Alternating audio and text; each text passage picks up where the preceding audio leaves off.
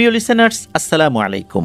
দেশ ও দেশের বাইরে যে যেখান থেকে আজকের আয়োজনের সাথে যুক্ত হচ্ছেন বা পরবর্তীতে হবেন, সকলকে স্বাগতম জানাচ্ছি। আশা করি সবাই ভালো আছেন, সুস্থ আছেন। প্রিয় লিসেনার্স, আজকের এপিসোডে আমরা আপনাদের পাঠানো একটি ঘটনা নিয়ে হাজির হয়েছি। আশা করছি ঘটনাটি আপনাদের ভয়ের শিহরণ জাগাতে সক্ষম হবে ইনশাল্লাহ।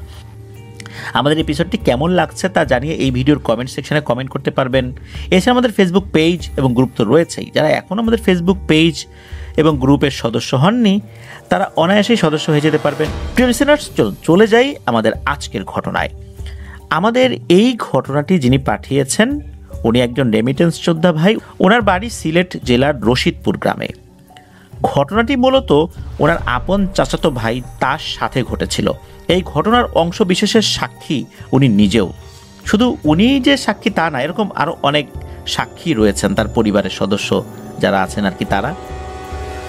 তো এই যে মহিব ভাই, উনি ক্লাস 5 পাশ করার পর 2012 সালে একটি কওমি মাদ্রাসায় ভর্তি হন হাফেজ হওয়ার জন্য। পরিবারের ইচ্ছা ছিল যে উনি হাফেজ হবেন, তো সেই ইচ্ছা পূরণের জন্যই ওনাকে সেখানে ভর্তি করানো হয়। তো উনি একদম ইনিশিয়াল স্টেজ থেকে আস্তে আস্তে কোরআন শরীফ পড়া শেখেন, এরপর হেফজও ধরেন। যখন ওনার এক পারা হয়ে যায়, তখন ওনার পড়তে আর ভালো লাগে না, পড়া অনেকটা মনেও থাকে না। অথচ উনি খুবই মেধাবী একজন মানুষ। উনি যখন প্রাইমারি স্কুলে পড়েছেন, তখন ওনার রেজাল্ট অনেক ভালো ছিল। শিক্ষকরাও ওনাকে অনেক স্নেহ করতেন, আদর করতেন। তো সেই উনি এক পারা পর্যন্ত স্বাভাবিকভাবেই পড়ে ফেলেন, কোনো সমস্যা হয়নি। ঠিক এক পারা হেফজ করার পর, মানে মুখস্থ করার পর থেকেই ওনার মধ্যে পড়ার প্রতি অনীহা চলে আসে। প্রথম পড়া ওইভাবে মনেও থাকে না, ভালো লাগে না, মাদ্রাসাতে ভালো লাগে না কোনোভাবেই। উনি বাড়িতে চলে আসলেন, মা বাবাকে বললেন যে উনি আর পড়বেন না মাদ্রাসায়। তো মা বাবা তো শুরুতে রাজি হন নাই, কারণ অনেকেই মাদ্রাসায় ভর্তি হন, ওখানকার বেশ কঠোর নিয়মকানুন তো থাকে, বিশেষ করে কওমি মাদ্রাসাগুলোতে, বিশেষ করে হেফজখানাতে। সেখানে অনেক ভোরে উঠতে হয়, পড়তে হয়, সারাদিন নিয়মতান্ত্রিকভাবে চলতে হয়। তো দেখা যাচ্ছে সেখানে তো অনেক ছোট বাচ্চারা ভর্তি হয়। হঠাৎ করে এই কঠোর নিয়ম তো পালন করা তাদের জন্য অনেকটা কঠিনই হয়ে যায়। তো ওনার মা বাবা মনে করেছিলেন যে হঠাৎ করে ওই পরিবেশে গিয়েছে, এই জন্য হয়তো এমনটা করছে। কিন্তু না, ওনার মা বাবা কোনোভাবেই ওনাকে আর মাদ্রাসায় পাঠাতে পারেন নাই। উনি মাদ্রাসার পড়াটা ছেড়ে দেন, ছেড়ে দিয়ে বাড়িতে চলে আসেন। এই বাড়িতে চলে আসার পর থেকেই ওনার সমস্যা আরও বাড়তে থাকে। সবাই ধারণা করেছিলেন যে যেহেতু মাদ্রাসায় এই মহিব ভাই পড়বেন না, উনি অন্য লাইনে পড়বেন, জেনারেল লাইনে পড়বেন, তো সেখানেই তাকে ভর্তি করানো হবে। ভর্তি করানোও হলো। কিন্তু দেখা গেল মাদ্রাসায় যে সমস্যাটা সূত্রপাত হয়েছিল, সেটা কিন্তু এখন আরও তীব্র আকার ধারণ করেছে। উনি কোনো পড়াই মনে রাখতে পারেন না। এমন একটা অবস্থা যে 5 মিনিট আগের কোনো বিষয়ই উনি মনে রাখতে পারেন না। সেই সাথে ওনার পড়তেও ভালো লাগে না, ওনার মেজাজ খিটখিটে হয়ে যায়, কারোর সাথে উনি ভালো আচরণ করতেন না। অথচ ওনার আচার আচরণ খুবই অমায়িক ছিল, একদম ছোটবেলা থেকেই। আর 5 পাস করার পর উনি তো একটু বড় হয়েছেন, তখন আচরণের কিছু পরিবর্তন হতে পারে, কিন্তু এমন নাটকীয় পরিবর্তন হবে এটা কেউ আশা করেনি। এরকম কিন্তু চলছে। ওনার তেমন কিছুই আসলে ভালো লাগে না। উনি যে খাবার খাচ্ছেন, ঘুমাচ্ছেন, কি হচ্ছে না হচ্ছে, মনে হচ্ছে সব কিছুই ওনার সামনে ছবির মতো, কোনো কিছুই বাস্তব না, অবাস্তব। উনি একটা অবাস্তব পৃথিবীতে রয়েছেন। এইভাবে চলছে। তো এইভাবে চলছে কিন্তু এভাবে কতদিন? পিতামাতা দেখছে যে তার সন্তানের এই অবস্থা। শুরুর দিকে ভালো ডাক্তার দেখানো হয়েছে, মানসিক রোগের ডাক্তার দেখানো হয়েছে, অনেক ওষুধ দেওয়া হয়েছে, কিন্তু না, কোনো কিছুতেই এটার সমাধান হচ্ছে না। উনি খুব আনমরা হয়ে থাকতেন, মন মরা হয়ে থাকতেন, কারোর সাথে কথা বলতে চাইতেন না, আর ভুলে যাওয়ার ব্যাপারটা তো ছিলই। তো এক পর্যায়ে ওনার এক আত্মীয় ওনাদেরকে পরামর্শ দিলেন যে এই মহিব ভাইকে ভালো কোনো হুজুরের কাছে নিয়ে যেতে। মহিব ভাই বললেন যে না, আমার কোনো এই টাইপের সমস্যা নাই, কোনো হুজুরের কাছে নিয়ে যেতে হবে না, উনি যাবেনই না। তো যাই হোক, পারিবারিক চাপে একটা পর্যায়ে উনি রাজি হন, উনি সেই হুজুরের কাছে যান। তো হুজুরের কাছে যাওয়ার পর হুজুর কিছু পরীক্ষা নিরীক্ষা করেন এবং বলেন যে এই ছেলের উপর তো ব্ল্যাক ম্যাজিক করা হয়েছে, ও তো লেখাপড়া করতে পারবে না, ওর কিছু মনেও থাকবে না, ওর উপর জিনের প্রভাব রয়েছে মারাত্মক। হুজুর কি করেছিলেন, কিছু ঝাড়ফুঁক করে দিয়েছিলেন, পানি পড়া দিয়েছিলেন এবং বলেছিলেন 1 সপ্তাহ পর যেতে। 1 সপ্তাহ পর উনি আর একটা রুকিয়া করবেন। তো এই 1 সপ্তাহ উনি একটু স্বাভাবিক ছিলেন। 1 সপ্তাহ পর হুজুরের কাছে যখন আবারও তাকে নিয়ে যাওয়া হয়, হুজুর এবারও বেশ সময় নিয়ে ঝাড়ফুঁক করে দেন। ওইখান থেকে চলে আসার পর মুহিব ভাইয়ের কাছে মনে হয়েছিল যে উনি 3 বছর পর একটা বাস্তব জীবনে ফেরত এসেছেন। কারণ হচ্ছে উনি মাদ্রাসা থেকে চলে আসার পর এর মধ্যে 3টা বছর কেটে গেছে। এই 3 বছর ওনার কাছে মনে হয়েছে সর্বোচ্চ 3 দিন। এই 3 বছর যে কিভাবে কেটেছে, কোন দিক দিয়ে গিয়েছে উনি না বলতে পারেন না, কারণ সব কিছু ওনার স্বপ্নের মতো মনে হয়। উনি ওনার পরিবারের লোকদের সাথে কথা বলছেন, বন্ধুদের সাথে কথা বলছেন, আত্মীয় স্বজনদের সাথে কথা বলছেন, খাচ্ছেন, ঘুমাচ্ছেন, সব কিছুই স্বপ্নের মতো। উনি আসলে একটা কাল্পনিক জগতে ছিলেন, ওনার কাছে এই ফিলিংসটা হচ্ছিল। 3 বছর পর ওনার কাছে মনে হলো উনি প্রথম বাস্তব জগতে ফেরত আসছেন। আমরা অনেক সময় টেলিভিশনে গাছ দেখি, সমুদ্র দেখি, প্রকৃতি দেখি, কিন্তু সেগুলো কিন্তু অবাস্তব। সেগুলো বাস্তব জগতে থাকলে অন্তত টেলিভিশনে দেখার কারণে সেটা তো অবাস্তব। উনি 3 বছর পর মনে হলো সর্বপ্রথম প্রকৃতি উনি উপলব্ধি করতে পারছেন, গাছপালা উপলব্ধি করতে পারছেন, বাতাস উপলব্ধি করতে পারছেন, এমনটা ওনার কাছে মনে হলো। এবং ওনার এই অনুভূতিটা পরিবারের সদস্যদের সাথে শেয়ার করলেন। পরিবারের সদস্যরা চিন্তা করলেন, যাক, আল্লাহর রহমতে বিপদ কেটে গেছে, এবার সে সুস্থ। আস্তে আস্তে উনি স্বাভাবিক হতে থাকেন। ওই যে ভুলে যাওয়ার বিষয়টা, ওইটা কিছুটা স্বাভাবিক হয়, কিন্তু এর ভিতর আরও কিছু সমস্যা প্রকট হতে থাকে। ওনাদের বাড়িটা দোতলা, তো 2য় তলাতে উনি থাকতেন। ওনার অন্য কোনো ভাই বোন সেখানে থাকতেন না। ওনার মা বাবা থাকতেন নিচতলায়, উনি উপরতলাতে। উনি যেহেতু একা একা থাকতেন, কখনো কোনো আত্মীয় স্বজন আসলে ওনার সাথে ঘুমাতে দিতেন। ওনার চাচাতো ভাই, মামাতো ভাই, তারপরে ওনার দুলা ভাই, এরকম বেশ কিছু মানুষ কিন্তু ওনার ওই রুমে, ওনার যে বড় যে খাটটা রয়েছে সেখানে ওনার সাথে ঘুমাতেন।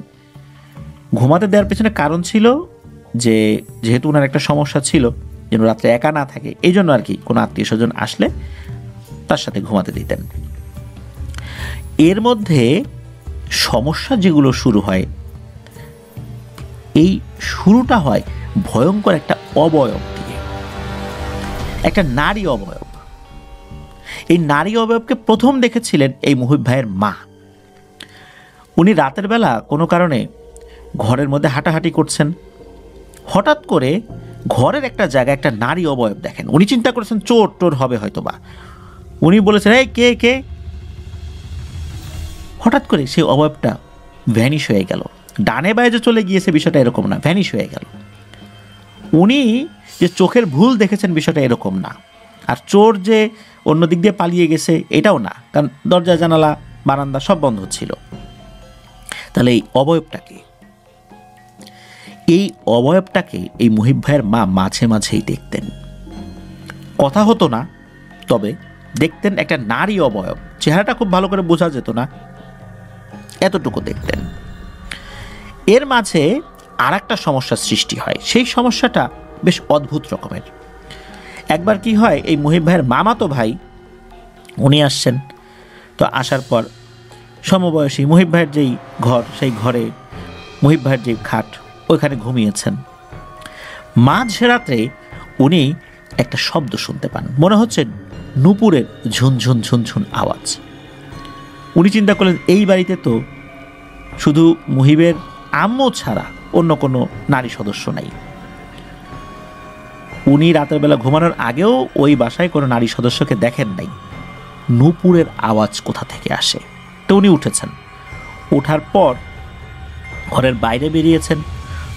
বাইরে বেরোনোর পর মনে হলো যে আরে নূপুরের আওয়াজটা তো এতক্ষণ এই বারান্দা থেকেই শোনা যাচ্ছিল, কিন্তু এখন মনে হচ্ছে এটা ছাদের উপরে। উনি আবার ছাদের উপরে উঠছেন, ওখানে উঠে কিছু দেখেন নাই, মনে হচ্ছে এটা এখন নিচে। উনি নিচে গেছেন, নিচে যাওয়ার পর মনে হচ্ছে ওনার পেছন দিকে গেছেন, তখন মনে হয় সামনে, আবার সামনে গেছেন, তখন মনে হয় ডান পাশ থেকে আসছে, ডান দিকে এগিয়ে গেছেন, আবার মনে হচ্ছে বাম পাশ থেকে আসছে। এইভাবে যখন হচ্ছিল তখন উনি বুঝতে পারলেন বিষয়টা স্বাভাবিক না। তো এরপরে এই ধরনের আওয়াজ কিন্তু ওই পরিবারের অনেকেই শুনেছেন। শুধু যে এখানেই এসে সমাপ্তি, বিষয়টা কিন্তু এরকম না। মুহিব ভাইয়ের সাথে আরও একটি অদ্ভুত রকমের ঘটনা ঘটতে থাকে। সেটা হচ্ছে মুহিব ভাই ঘুমিয়ে আছেন, তখন এই যে শাহিন মিয়া যিনি আমাদেরকে ঘটনা পাঠিয়েছেন, এই শাহিন ভাই উনিও তখন দেশেই ছিলেন আর কি, তখন ইংল্যান্ডে যান নাই। উনি ওই রাত্রে এই মুহিব ভাইয়ের সাথে ঘুমিয়েছেন। তো উনি হঠাৎ করে রাতের বেলা ঘুম ভেঙে দেখেন যে ওই খাটটা খুব মারাত্মকভাবে নড়াচড়া করছে। খাট এভাবে নড়াচড়া তখনই করতে পারে যখন কেউ এই খাট ধরে শক্তি দিয়ে ঝাঁকাতে পারে, তখন।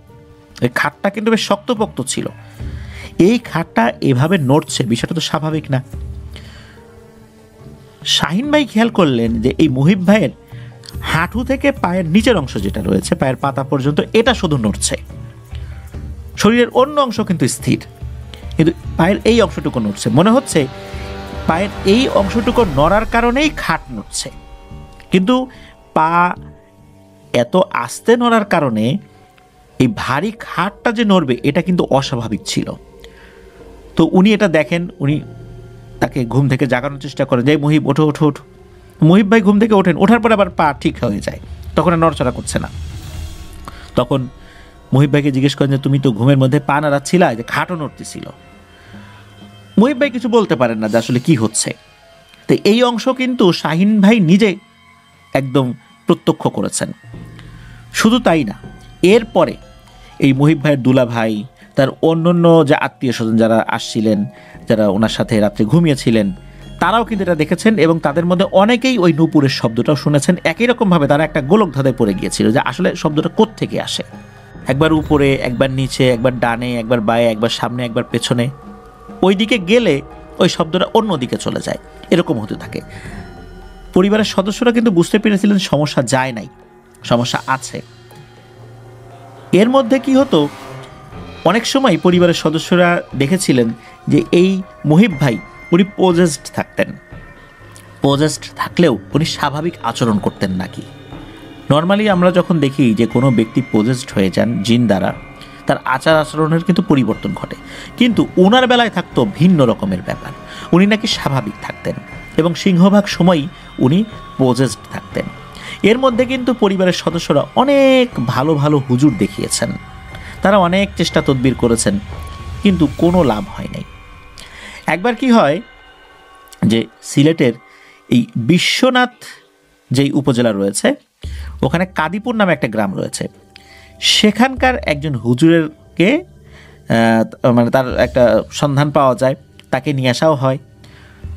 সেই হুজুর এসেই উনি বুঝতে পারেন যে মারাত্মক কোনো কিছুর প্রভাব এই মুহিব ভাইয়ের উপর রয়েছে। উনি মুহিব ভাইকে রুকিয়া করার চেষ্টা করেন, এবং সর্বপ্রথম যে চেষ্টাটা করেছিলেন সেটা হচ্ছে ওই জিনদেরকে হাজির করার। প্রথম অবস্থায় প্রথম যে হুজুরের কাছে নিয়ে যাওয়া হয়েছিল, উনিও কিন্তু জিন হাজির করেছিলেন। জিন হাজির হওয়ার পর হাত ইশারা করে সালাম দেয়, কথা বলে না, এবং ইশারায় বোঝায় যে তারা বোবা, এমনটা বোঝায়। তো এরপর হুজুর যে কোনোভাবে হোক তাদেরকে তাড়িয়ে দেওয়ার পর এই পরবর্তী সমস্যাগুলো শুরু হয়ে গিয়েছিল। তো ওই হুজুর কি করেছিলেন, উনি ওই বাড়িতে আসার পর সন্ধ্যার পর রুকিয়া করবেন। তো সন্ধ্যার পর একটি ঘরে বসেছেন এবং বলেছেন যে এই ঘরের বাতি নিভিয়ে দাও, বাইরের বাতিগুলো জ্বালানো থাক, তাতে কোনো সমস্যা নাই। ওই ঘর যে একদম অন্ধকার ছিল তা না, আবছা আলো ছিল, সবই স্পষ্ট বোঝা যাচ্ছিল অন্ধকারে, যেমনটা ডিম লাইট জ্বালানোর পর আমরা ঘরে কোথায় কি আছে বুঝতে পারি, বিষয়টা ওরকম ছিল আর কি। তো ওই হুজুর মুহিব ভাইয়ের উপর রুকিয়া করা শুরু করেন। রুকিয়া করার একটা পর্যায়ে মুহিব ভাইয়ের উপরে ওই জিনটা আসে। তবে অবাক করা ব্যাপার হলো, যেদিন হুজুর আসবেন সেদিন কিন্তু মুহিব ভাই পজেসড ছিলেন। হুজুর আসবেন এমন সময় নাকি মহিব ভাই বলছেন যে আমি বাসায় থাকবো না, চলে যাব। কোথায় যাবে? বাইরে যাব। তখন পরিবারের সদস্যরা বুঝতে পেরেছিলেন ওনাকে আর যেতে দেন নাই। এরপরে কিছুক্ষণ মনে হলো যে উনি স্বাভাবিক হয়ে গেছেন, আর হুজুর রুকিয়া করার পর আবার জিন হাজির হয়েছে ওনার উপরে। তবে এবার এক খুব অদ্ভুত রকমের দৃশ্য সকলে দেখতে পেলেন। ওখানে কিন্তু এই যে শাহিন ভাই উনিও ছিলেন, আরও অনেক আত্মীয় স্বজন ছিলেন, মুহিব ভাইয়ের মা বাবাও ছিলেন। সবাই দেখতে পেলেন যে মুহিব ভাইয়ের আচরণ হঠাৎ করে পরিবর্তন হয়ে গেল। পরিবর্তনটা এমন যে মনে হচ্ছে উনি হঠাৎ করে মহিলা মানুষ হয়ে গেছেন। মহিলা মানুষ যেভাবে হাত পা নাড়াচাড়া করে, পুরুষদের থেকে তো কিছুটা আলাদা, তাদের যে অঙ্গভঙ্গি, তাদের যে কথা বলার ধরন, ঠিক এমনটা হয়ে গেল। নারীদের কণ্ঠ যেরকম চিকন এবং মোলায়েম হয়, তার কণ্ঠটা ওই রকম হয়ে গেল। তো উনি এসে হুজুরকে সালাম দিলেন। হুজুর জিজ্ঞেস করলেন যে তুমি কে, তোমার নাম কি, এই বাচ্চা ছেলেটার উপর কেন তোমরা আসছো, আর কেনই বা ওকে কষ্ট দিচ্ছ? তখন ওরা যেটা বলল সেটা খুবই ভয়ঙ্কর ব্যাপার ছিল। ওই যে অবয়বটা, মানে যে জিনটা হাজির হয়েছিল, সে একজন নারী, এবং মুহিব ভাইয়ের মা বিভিন্ন সময় যেই নারী অবয়বটাকে দেখেছে এটাই সেইটা। মুহিব ভাইয়ের মাকে কিন্তু স্বপ্নের মধ্যেও এসে ভয় দেখাতো। এই অবয়বটা বলে যে তার সাথে অন্য যারা আছে এরা নাকি বোবা, কথা বলতে পারে না। মূলত এই মাদ্রাসায় ভর্তি হওয়ার পর থেকে মুহিব ভাইকে তারা আক্রমণ করেছে এবং মুহিব ভাইকে তারা মেরে ফেলবে। মেরে ফেলার নাকি অনেক চেষ্টাই বিভিন্ন সময় করেছে। আর মুহিব ভাইয়ের যেই স্মৃতিশক্তি, ব্রেইন, এই ব্রেইনের অনেক ক্ষতি নাকি তারা করেছে। এই কারণেই মূলত মুহিব ভাই পড়া মনে রাখতে পারতেন না, এটা কিন্তু বলেন, এবং ওরা বলেও দেয় যে ওকে মেরে ফেলবো। এখন বলে তো একজন, ওই যে নারী অবয়ব যেটা, সেটা হুজুর বললেন যে তোমার সাথে অন্য যারা আছে এদেরকেও নিয়ে আসো। তখন ওই নারী অবয়বটা বলে না, ওরা আসবে না। তখন হুজুর বলেন যে কিভাবে আনতে হয় তা আমি খুব ভালো করেই জানি। তুমি এক হাঁটু দিয়ে আর এক হাঁটুকে আঘাত করো, তাহলে ওরা চলে আসবে। ওই নারী অবয়বটাকে নাকি এটা করতে চায় না, যে না এটা করা যাবে না। অবশেষে হুজুরের জোরাজুরিতে একটা পর্যায়ে এই ডান যে হাঁটু, এই হাঁটু দিয়ে বাম হাঁটুতে মৃদু আঘাত করছে। একটা পর্যায়ে সেগুলো নাকি চলে আসে। চলে আসার পর তখন ওই নারী অবয়বটা বলে যে ওরা কথা বলবে না, ওরা বোবা।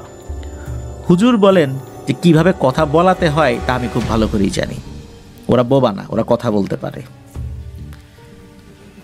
কথা কি বলবা নাকি আমি ব্যবস্থা নিব? আমি বলাবো। আমি যদি বলাতে যাই তাহলে কিন্তু তোমাদের খবর হয়ে যাবে। তখন ওই যে নারী অবয়বটা বলে ওঠে যে ওরা কথা বলতে চায় না। তখন হুজুর কি করেন, হুজুর উনি ওনার মতো করে রুকিয়া যখন শুরু করেছেন, তখন ওই নারী অবয়বটা বলতে থাকে, এই থামো থামো থামো, ওরা কথা বলবে। কিন্তু এখন যে কথা বলবে সে হচ্ছে খুব শক্তিশালী, মূলত সেই এই মুহিবকে ক্ষতি করেছে। আমরা তো তার সহযোগী হিসাবে ছিলাম। এখন দেখি তুমি এর সাথে কত বাহাদুরি দেখাতে পারো। এর কয়েক সেকেন্ড পরই হঠাৎ করে এই মুহিব ভাইয়ের কণ্ঠ পরিবর্তন হয়ে গেল, অন্য কণ্ঠ শুরু হয়ে গেল। সে বলে এই ছেলেটাকে তো আমরা মেরেই ফেলবো, একে আমাদেরকে মারতেই হবে, আর মেরেই তারপর যাব। একে তো অনেকবার মারার চেষ্টা করছি, একবার তো রাস্তায় ট্রাক দিয়ে পিষে ফেলতে গেছিলাম কিন্তু পারি নাই। যখনই এই কথাটা বলেছে সাথে সাথে এই যে শাহিন ভাইয়ের হাত পা কাঁপাকাঁপি শুরু হয়ে গেছে। কারণ হচ্ছে এই ঘটনার একটা বড় অংশের প্রত্যক্ষদর্শী উনি নিজে ছিলেন। কারণ হচ্ছে অল্প কিছুদিন আগেই ওনাদের বাড়ির কাছে যে হাওর রয়েছে, বর্ষাকালে ওই হাওরে কিছুটা পানি সেচ দিয়ে অন্য জায়গায় নিতে হয় ওনাদের জমিতে, এরকম অনেকেই করেন। তো ওনার একটা মোটর বসিয়েছিলেন, সারা রাত সেই মোটর চলবে। তা ওই সময় শাহিন ভাই এবং এই মুহিব ভাই সাথে আরেকজন ওখানে ছিল। হঠাৎ করে কি হয়, ওই মোটরের নাকি তেল শেষ হয়ে যায়, অথচ তেল শেষ হওয়ার কথা ছিল না, তেল শেষ হয়ে গেছে। তখন নাকি এই শাহিন ভাই মুহিব ভাইকে বলেছেন যে মুহিব যাও তুমি ওই রাস্তার ওই পাশে গিয়ে পেট্রোল পাম্প থেকে পেট্রোল নিয়ে আসো। তো মুহিব ভাইও একটা পাত্র বা এই যে একটা বড় বোতল নিয়ে টাকা নিয়ে উনি গিয়েছেন পেট্রোল আনতে। ওটা কাছাকাছি জায়গায় ছিল আর কি, রাস্তার এপাশ ওপাশ, রাস্তার ওই পাশে একটা পেট্রোল পাম্প ছিল। তো পেট্রোল পাম্পে উনি যখন ঢুকবেন, ঢোকার সময় কিন্তু উনি রাস্তার দুপাশে তাকিয়েছিলেন, কোনো গাড়ি ঘোড়া ছিল না, উনি ঠিকঠাক মতো পার হয়ে গেছেন। যখন পেট্রোল নিয়ে উনি ফিরবেন, ফেরার সময় উনি ডানে বায়ে তাকিয়ে দেখেন যে না, কিচ্ছু নাই, উনি পার হবেন আর কি। পার যখন হবেন, হঠাৎ করে ভয়ঙ্কর একটা আওয়াজ শুনতে পান। উনি দেখেন যে একটা ট্রাক মাত্রই পার্শ্ববর্তী একটা কমিউনিটি সেন্টারে গিয়ে আঘাত করেছে। ওই ট্রাকটা রাস্তা দিয়েই আসছিল, অথচ ওই ট্রাকের আলো বা ওই ট্রাক উনি কিছুই দেখেন নাই। ওই কমিউনিটি সেন্টার নিচে একটা কাঠের দোকান ছিল, মূলত ওইটা শাটার টাটার ভেঙে গুড়িয়ে দিয়েছিল ওই ট্রাকটা। যেহেতু ওইখানে ওই ট্রাকটা এরকম আঘাত এনেছে, হইচই শুরু হয়ে যায়, পেট্রোল পাম্প থেকে লোকজন চলে আসে। যদিও তখন অনেক রাত, পেট্রোল পাম্পে তো লোকজন সারা রাতেই জেগে থাকে, সেখানে তো ডিউটি করে, তারা চলে আসে। ওইখানে মুহিব ভাই অল্প সময় দাঁড়িয়েছেন, চিন্তা করলেন যে এখানে দাঁড়ালে কোনো ঝামেলা হয় কি না। উনি তাড়াতাড়ি চলে আসছেন। চলে আসার পর শাহিন ভাইকে বলছেন যে ভাই, মাত্র না আমি একটা ভয়ঙ্কর দুর্ঘটনা দেখছি, মনে হলো ট্রাকটা আমার পাশ দিয়ে চলে গেল, অথচ আমি ট্রাক দেখি নাই, ওই ট্রাকটা গিয়ে ওই পাশে কমিউনিটি সেন্টারে মেরে দিছে। শাহিন ভাই পরবর্তীতে খোঁজ নিয়ে জানতে পারলেন ওই ট্রাক ড্রাইভার নাকি রাতের বেলা হাতে বোতল হাতে একটা ছেলেকে দেখেছেন, যে ছেলেটা হাতে যে বোতলটা ছিল ওর ভিতরে কিছু একটা নিয়ে রাস্তা পার হচ্ছে। হঠাৎ করেই নাকি ট্রাক ড্রাইভার তার সামনে ওই বাচ্চাটাকে দেখেছে, আর ওই বাচ্চাটাকে বাঁচানোর জন্যই উনি এক পাশে গাড়ি ঘুরিয়ে দিয়েছে। আর তখন ওই ট্রাকটা গিয়ে পার্শ্ববর্তী একটা কমিউনিটি সেন্টারে আঘাত হানে। ওই ট্রাক ড্রাইভারও নাকি শুরুতে দেখে নাই যে কেউ রাস্তার উপর আছে, আর এই যে মুহিব ভাই উনিও দেখে নাই যে এই ট্রাকটা যে আসছে। মূলত ওই আঘাত হানার পরেই উনি টের পেয়েছেন। শাহিন ভাই কিন্তু এই ঘটনার একটা অংশের প্রত্যক্ষদর্শী বলতে হবে, কারণ ওই সময় এই মুহিব ভাই গিয়ে এটা বলেছিলেন। পরবর্তীতে উনি খোঁজখবর নিয়েছিলেন আসলে এখানে ব্যাপারটা কি হলো, কেনই বা ট্রাক ড্রাইভার উনি দূর থেকে দেখলেন না যে মুহিব ভাই রাস্তা পার হচ্ছেন, হঠাৎ করে কেন দেখলেন। আর ওনাকে বাঁচানোর জন্যই মূলত দুর্ঘটনা ইচ্ছাকৃতভাবে ঘটানো হয়েছিল, বা উনি ঘটাতে বাধ্য হয়েছেন, তা না হলে তো মুহিব ভাইকে বাঁচানো যেত না। আর মুহিব ভাই বা কেন ওই ট্রাকটাকে দেখলেন না, কারণ রাস্তাটা ছিল সরু, রাস্তাটা যদি বাঁকা থাকতো তাহলে হয়তো বা দূরে ছিল, তখনও ট্রাক ঘুরে আসে না, এই কারণে দেখতে পান নাই। আর রাস্তা পার হতে সর্বোচ্চ তার 5 সেকেন্ড লাগার কথা। এই 5 সেকেন্ড দূরত্বে যেই গাড়ি থাকুক না কেন সেটাকে তো দেখা যাবে, উনি কিন্তু দেখেন নাই, ট্রাকের আলো উনি দেখেন নাই। তাহলে এই যেই একটা মায়াজাল সৃষ্টি হয়েছিল, এটা যে ওই জিনেদের কারণেই হয়েছিল এটা বুঝতে পারেন ওই অবস্থাতে। এর আগ পর্যন্ত কিন্তু পরিবারের সদস্যরা বুঝতেই পারেন নাই যে এই ঘটনাটা কি হয়েছিল। শাহিন ভাই তো এটা শোনার পর হাত পা কাঁপাকাঁপি শুরু হয়ে গেছে। উনি পরবর্তীতে বলেন যে ও তাহলে এই ব্যাপার। এরপর ওই জিনেরা বলে ওকে বাঁচানোর কোনো উপায় নাই, ওর মাথা খেয়ে শেষ করে ফেলছি, ওর ব্রেন শেষ, ওকে আর তোমরা ভালো করতে পারবা না। তো যাই হোক, এরপরে হুজুর বেশ রুকিয়া টুকিয়া করে ওই জিনদের উপর বেশ কিছু নির্যাতনই করতে হয়েছিল, তা না হলে তোরা যাবে না, ওরা তো যেতে চায় না। একটা পর্যায়ে তাদেরকে তাড়াতে সক্ষম উনি হয়েছিলেন। এরপর উনি অনেকটাই স্বাভাবিক হয়ে যান। আমাদেরকে অডিও ক্লিপ আকারে উনি ঘটনা পাঠিয়েছেন। তো এই অডিও ক্লিপের একটা অংশ শাহিন ভাই বলেছেন এবং আরেকটা অংশ মুহিব ভাই নিজে বলেছেন, কারণ কিছু কিছু বিষয় মুহিব ভাইয়ের মনে ছিল না, যেগুলো শাহিন ভাইয়ের মনে ছিল সেগুলো বলেছিলেন। আর মুহিব ভাইয়ের বয়স এখন 24, শাহিন ভাইয়ের বয়সও 24। এখনও মাঝে মাঝে ওই অবয়বগুলো ওনাকে বিরক্ত করে, দূর থেকে করে, খুব একটা কাছে আসে না।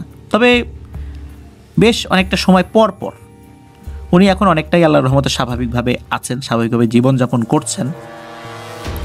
আর কে তার উপর ব্ল্যাক ম্যাজিক করেছিল এই বিষয়টা জিনেরা বলেনি। নিশ্চয়ই কোনো আত্মীয় স্বজন করেছিল, হতে পারে, কিন্তু এই বিষয়টা জানা যায়নি। জিনেরা শুধু বলেছিল যে ওরা এসেছে আর এই মুহিব ভাইকে মারতেই হবে, মেরেই যাবে, এমন একটা অবস্থা। প্রিয় লিসেনার্স, আপনারা একবার খেয়াল করুন যে মানুষকে ব্ল্যাক ম্যাজিক করে শেষ করে দেয়া, তার পরিবারকে শেষ করে দেয়া, এই কাজগুলো কিন্তু আমাদের আশেপাশের লোকজনই বেশি করে। এই জন্য সবসময় আমি এই ধরনের ঘটনা যখন বলি তখন বলি যে আমাদের নিজেদের কিন্তু কিছু প্রতিরক্ষামূলক ব্যবস্থা নিতে হবে। আমরা আমাদের আনন্দের সময়গুলো ফেসবুকে শেয়ার করি। যেমন মনে করুন যে আমরা ভালো কোনো খাবার খাচ্ছি, সেই খাবারের ছবি ফেসবুকে শেয়ার করলাম। আমরা কোথাও ঘুরতে গিয়েছি পরিবার নিয়ে, সেখানকার ছবি ফেসবুকে শেয়ার করলাম। আর সবচাইতে বাজে কাজ যেটা আমরা না বুঝে করে থাকি সেটা হলো আমাদের শিশু বাচ্চা যারা নবজাতক, বাচ্চা হওয়ার সাথে সাথে আমরা কি করি, ফেসবুকে সেই বাচ্চার ছবি পোস্ট করি এবং বলি যে এই দেখেন বাচ্চা, সবাই দোয়া করবেন। আসলে এই কাজটা যে কত ভয়ঙ্কর, এই ভয়াবহতাটা যদি আমরা বুঝতে পারতাম তাহলে কখনো এটা করতাম না। এই শিশু বাচ্চাকে একদম জন্মের পরেই আমরা বদনজরের শিকার বানিয়ে দিচ্ছি। আমি সকলকে অনুরোধ করব, আমার লিসেনার যারা আছেন, যারা শুনছেন, প্লিজ কেউ বাচ্চাদের ছবি, বিশেষ করে নবজাতক বাচ্চাদের ছবি কোনো কারণ ছাড়া মেসেঞ্জার, হোয়াটসঅ্যাপেও পাঠাবেন না। ফেসবুকে শেয়ার করা তো দূরে থাক, খুব প্রয়োজন হলে শেয়ার করতে পারেন, সেটা যদি প্রয়োজন মনে করেন। শুধু এতটুকুই মনে করবেন যে আপনার আনন্দের সময়গুলো যখন আপনি ফেসবুকে শেয়ার করেন, সবাই কিন্তু মাশাআল্লাহ আলহামদুলিল্লাহ বলে না, অনেকেই ঈর্ষান্বিত হয়। এর কারণে ব্ল্যাক ম্যাজিক না করলেও বদনজর লাগে। আর কেউ কেউ তো ইচ্ছাকৃতভাবে আরেকজনের হাসি আনন্দ দেখলে ব্ল্যাক ম্যাজিক করতেই পারে, তার জন্য ছবিও লাগে না। আর ছবি যদি আমরা দিয়ে থাকি তাহলে তার জন্য একটা বড় ধরনের হাতিয়ার তুলে দিলাম নিজের হাতেই, আমরা নিজেদের ক্ষতি করার জন্য। এই জন্য এই বিষয়টাও আমরা খেয়াল রাখবো, স্পেশালি বাচ্চাদের বিষয়ে আমি এই অনুরোধটা করব, প্লিজ আপনারা আপনাদের বাচ্চাদের ছবিগুলো অকারণে ফেসবুকে শেয়ার করবেন না। কারণ হলে করবেন, যদি আপনি মনে করেন যে হ্যাঁ এটা এখন করা খুব প্রয়োজন, করবেন। আর নবজাতকেরটা তো অবশ্যই না। আমি কেন বারবার বলছি, কারণ বারবার বললে আপনারা হয়তোবা এই বিষয়টা খুব ভালো করে অনুধাবন করতে সক্ষম হবেন। আল্লাহ আমাদেরকে বুঝার তৌফিক দান করুক। বদনজর থেকে হেফাজত করুন, ব্ল্যাক ম্যাজিক থেকে হেফাজত করুন। আমাদের নিরাপত্তা আমরাও যেন বজায় রাখতে পারি। নিরাপত্তা দেওয়ার মালিক আল্লাহ তাআলা, কিন্তু আমাদের নিজেদেরও কিন্তু এই বিষয়ে সচেতন থাকতে হবে। আর একটা বিষয়, এইটা অনেকেই প্রশ্ন করেন যে অনেক সময় দেখা যায় জিনেরা বা কবিরাজরা বা হুজুররা কেন বলেন না যে অমুকে ব্ল্যাক ম্যাজিক করেছে। এইটার উত্তরটা বলে দেয়, সেটা হচ্ছে তদবিরের মাধ্যম দিয়ে কোনো ব্যক্তিকে দোষী সাব্যস্ত করা এটা শরীয়ত সম্মত নয়। তদবিরের মাধ্যম দিয়ে কাউকে চোর সাব্যস্ত করা হলো, বাটি চালান, খুঁট চালান, আছে না এরকম অনেক কিছু, এগুলোর মাধ্যম দিয়ে কাউকে চোর সাব্যস্ত করা, অপরাধী সাব্যস্ত করা যাবে না, এটা শরিয়া সম্মত নয়। ঠিক তেমনি ব্ল্যাক ম্যাজিক করা হয়েছে, আপনি এতটুকুই শুধু জানেন, কিভাবে করা হয়েছে এতটুকু জানেন, কিভাবে সমাধান করা হয় এতটুকু জানেন, কে করেছে এই তথ্যটা কিন্তু জিনেরা ভুলও বলতে পারে, মিথ্যাও বলতে পারে, এমনও কথা বলতে পারে যে অমুক লোক করেছে, সে আসলে করেই নেই। এই জন্য কিন্তু হুজুররা, ভালো জিনেরা, তারপরে ভালো কবিরাজেরা কখনোই আপনাকে বলবে না কে করেছে, কারণ তদবিরের মাধ্যম দিয়ে এগুলো বলা বৈধ নয়। তদবিরের মাধ্যম দিয়ে যদি সব কিছু করা বৈধ হতো তাহলে দেশে আইন থাকার প্রয়োজন ছিল না। রাসূলুল্লাহ সাল্লাল্লাহু আলাইহি ওয়াসাল্লামের যুগে কিন্তু আদালত ছিল, আদালতের মাধ্যমে প্রমাণিত হতে হতো, তাহলে কিন্তু তদবিরের মাধ্যম দিয়ে এগুলো বের করা যেত। এই জন্য শরিয়া এটা অ্যালাউ করে না যে তদবিরের মাধ্যমে আমরা কাউকে অপরাধী সাব্যস্ত করব, সাক্ষ্য প্রমাণের ভিত্তিতে আমরা অপরাধী সাব্যস্ত করব। বিশ্বের বিভিন্ন জায়গায় যেখানে ব্ল্যাক ম্যাজিকের মাধ্যম দিয়ে কাউকে অপরাধী সাব্যস্ত করা হয়, তারাও কিন্তু সাক্ষ্য প্রমাণ হাজির করে। তদবিরের মাধ্যম দিয়ে কাউকে ব্ল্যাক ম্যাজিকে আক্রান্ত এটা করা গেলেও কে করেছে তদবিরের মাধ্যম দিয়ে এটা করা হয় না। এটা করার বিভিন্ন ধরনের পদ্ধতি রয়েছে এবং সেটা স্বীকার করানো হয়, সাক্ষ্য আনা হয়, প্রমাণ আনা হয়, এইভাবে তাকে অভিযুক্ত করা হয়। আল্লাহ আমাদেরকে বোঝার তৌফিক দান করুক। প্রিয় লিসেনার্স, আজকের এপিসোড এ পর্যন্তই। সবাই ভালো থাকবেন, সুস্থ থাকবেন, আমার জন্য দোয়া করবেন, আমার পরিবারের জন্য দোয়া করবেন, আপনাদের জন্য দোয়া রইল, আপনাদের পরিবারের প্রত্যেকের জন্য দোয়া রইল। মহান আল্লাহ সুবহানাহু ওয়া তাআলা আমাদেরকে ভালো রাখুন, সুস্থ রাখুন, নিরাপদে রাখুন। আসসালামু আলাইকুম।